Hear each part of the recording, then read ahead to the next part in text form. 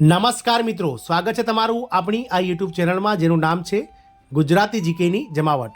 આજના વિડીયોમાં આપણે વાત કરીશું મિત્રો, ગતરોજ ગુજરાત પોલીસ ભરતી બોર્ડ દ્વારા જે લોકરક્ષકની 12,000 અને પીએસઆઈની 497 જગ્યાઓ માટે જે ઓનલાઈન આવેદન મંગાવવા માટેની નોટિફિકેશન બહાર પાડી દેવામાં આવી છે, તો તેને લઈને મિત્રો ગુજરાત હાઈકોર્ટે જે છે તે નારાજગી વ્યક્ત કરી છે અને મિત્રો સરકારની જે ભરતી પ્રક્રિયા મુદ્દે ગુજરાત હાઈકોર્ટે જે સરકારને ટકોર કરી છે અને આગામી મિત્રો 15 દિવસમાં સરકારને જવાબ રજૂ કરવા માટે જે છે તે કહેવામાં આવ્યું છે। જાણીએ સમગ્ર વિગત કે શા માટે ગુજરાત હાઈકોર્ટે આ ભરતી પ્રક્રિયા સામે મિત્રો સરકાર સામે જે છે તે ટકોર કરીને સરકારને મિત્રો જવાબ રજૂ કરવા માટે કહ્યું છે। તમામ માહિતી આજના વિડીયોમાં મેળવીશું, તો વિડીયોના અંત સુધી બન્યા રહેશો। જો તમે અમારી ચેનલમાં નવા હોય તો અમારી ચેનલને સબસ્ક્રાઇબ કરી બાજુમાં રહેલું બેલ આઇકોન દબાવીને ઓલ નોટિફિકેશન ઓન કરજો, જેથી કરીને ચેનલ પર મૂકવામાં આવતા વિવિધ ભરતીઓના નોટિફિકેશન, વિવિધ ભરતીઓના પરિણામ, જનરલ નોલેજને લગતા વિડીયો અને સરકારી કર્મચારી, એમ્પ્લોયર અને પેન્શનર્સ માટેના પરિપત્રો તમને સરળતાથી ઉપલબ્ધ થઈ જાય। તો મિત્રો સરકારની ભરતી પ્રક્રિયા મુદ્દે ગુજરાત હાઈકોર્ટે નારાજગી વ્યક્ત કરી છે।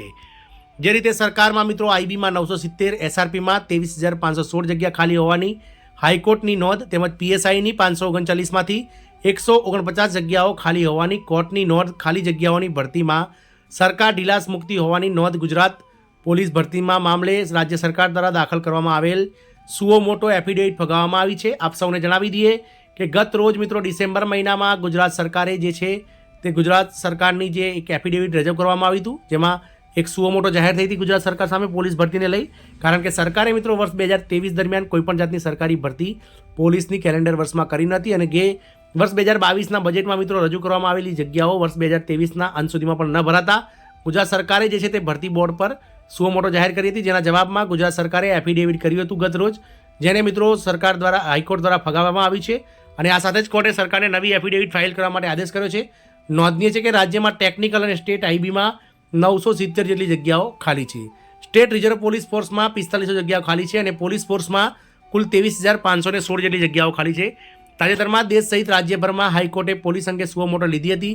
તોફાનો થતાં જાનમાલને નુકસાન થયું હતું, ત્યારે પોલીસની ભૂમિકા અંગે સંખ્યાને લઈને હાઈકોર્ટમાં અગાઉ સુઓ મોટો પિટિશન દાખલ થઈ હતી। આ પિટિશન સુપ્રીમ કોર્ટમાં 2019ના નિર્દેશો પ્રમાણે લેવામાં આવી હતી, જેમાં પોલીસ ભરતીથી લઈ તાલીમ સહિતના વિવિધ મુદ્દાઓનો સમાવેશ કરવામાં આવ્યો હતો।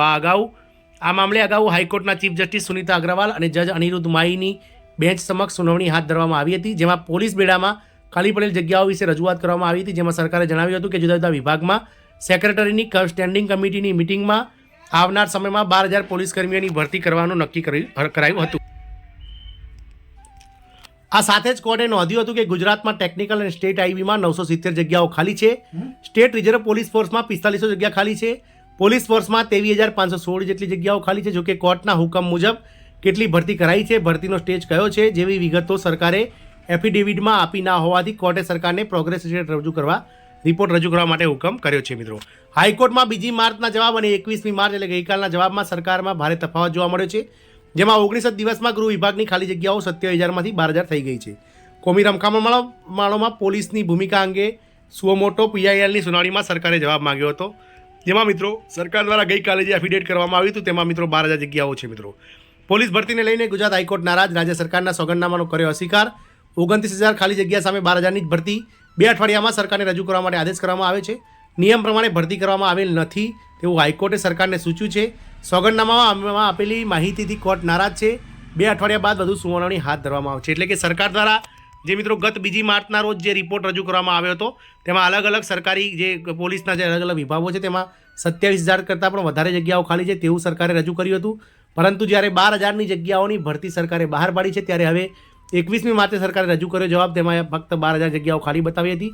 આમ બંને જે અલગ અલગ જે સોગંદનામા છે તેમાં મિત્રો અલગ અલગ માહિતી હોવાથી સરકારે હાઈકોર્ટ દ્વારા સરકારને ટકોર કરવામાં આવી છે કે સાચી માહિતી આગામી 15 દિવસમાં રજૂ કરો, કારણ કે સરકાર પાસે હાલની માહિતી પ્રમાણે કુલ વકીલ જે જણાવ્યું છે તેમાં 12,000 જગ્યાઓ હાલમાં ખાલી છે। જોકે ચીફ જસ્ટિસની ખંડપીઠે કહ્યું હતું કે તારીખ 2 માર્ચના રોજ દાખલ કરાયેલ રાજ્ય સરકારની એફિડેવિટમાં વિગતોનો ઉલ્લેખ કર્યો છે, જેમાં નિયત પોલીસમાં નિરીક્ષકો અને સબ ઇન્સ્પેક્ટરો અને આવા કર્મચારીઓને લગભગ 23,000 જગ્યાઓ ખાલી અને લગભગ 4,000 તકનીકી જગ્યાઓ ખાલી છે।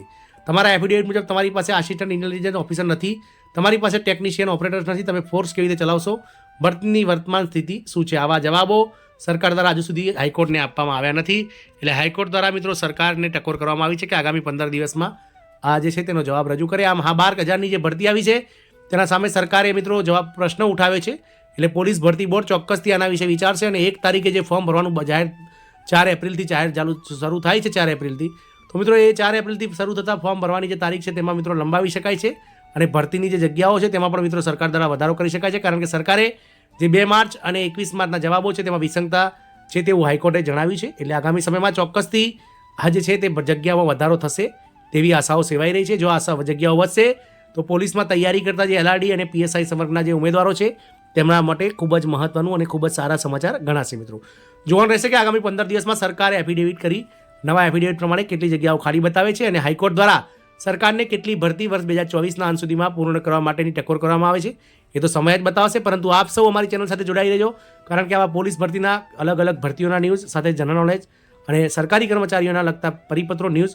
વગેરે અમારી ચેનલ પર અમે અવારનવાર મૂકતા રહીશું. તો જો તમે અમારી ચેનલમાં નવા હોય તો સબસ્ક્રાઇબ કરી ચેનલને આગળ તમારા મિત્રો સાથે શેર કરજો. જય હિન્દ, અસ્તુ.